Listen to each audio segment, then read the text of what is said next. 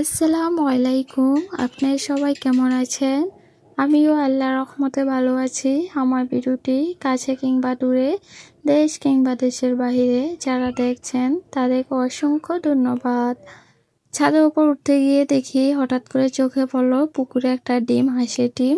তো দৌড়ে চলে আসলাম হাঁসের ডিম নেওয়ার জন্য। তো হাঁসের ডিম নিয়ে তারপরে ছাদের উপরে যে আমের শলিগুলা রোদ্রে দিয়ে দিলাম যেন শুকায় যায় তাড়াতাড়ি। তো এই অনেক কড়া রোদ, এই রোদে যদি আপনি দাঁড়িয়ে থাকেন আপনিও কালো হয়ে যাবেন, এত পরিমাণে রোদ। এদিকে হচ্ছে করলা দিয়ে আলু দিয়ে মাছের ঝোল করব।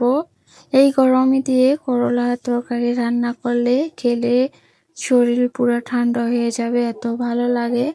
তো আমার শাশুড়ি মা বলতেছে যেহেতু এত পরিমাণে গরম, করলা দিয়ে মাছের ঝোল করো।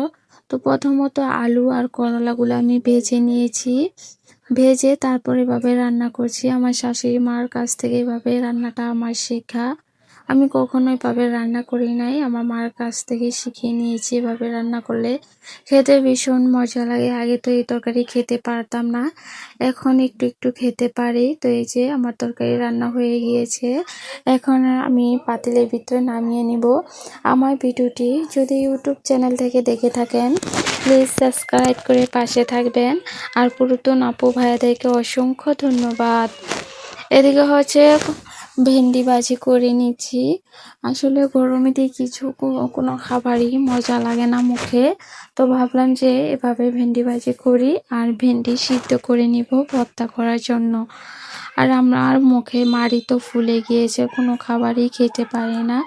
ভাবলাম যে এভাবে সব কিছু করে একটু একটু করে খেতে পারবো। আর আমার শাশুড়ি মা দেখেন চুলা ভিতরে কাপড় দিয়েছে যেন চুলাটা নষ্ট না হয়, তার জন্য আর কি।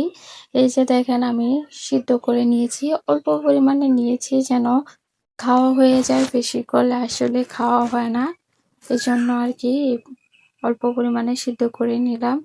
এদিকে আমি শলি নিতে এসে দেখি জান্নাতি শলিগুলা বসে বসে খাচ্ছে, এগুলো ওদেরই শলি। তো বলতেছে ভাবি অনেক মজা, আমি খেয়ে নিচ্ছি, তুমি একটু ভিডিও করো। তো জান্নাতি সবসময় বলে যে কোনো জিনিস ভাবি ভিডিও করো, আমাকে মনে করিয়ে দেয় আর কি।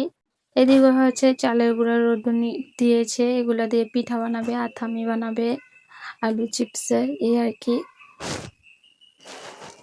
এদিকে জান্নাতি বলতেছে যে ভাবি জাম্বুরা হয়েছে, জাম্বুরা গাছের ভিডিও করে নাও। ও আমার সব সময় মনে করিয়ে দেয় এই যে জাম্বুরা ছোট ছোট হয়েছে, গত বছর একটা হয়েছে, এবার 3-4টা হয়েছে আর কি গাছে। তো মাশাআল্লাহ সবাই আমরা খেতে পারবো। গত বছর তো মানবী কান্নাকাটি করে জাম্বুরা না পাকতেই গাছ থেকে পেরে নিয়েছে, অনেক কান্না করেছে। তো এই যে দেখেন বিড়ালটা শুয়ে আছে এদিকে চুপটি করে। এদিকে শিফা মা বলতেছে যে আম্মু আমি একটা শলি খাবো, আমাকে দাও।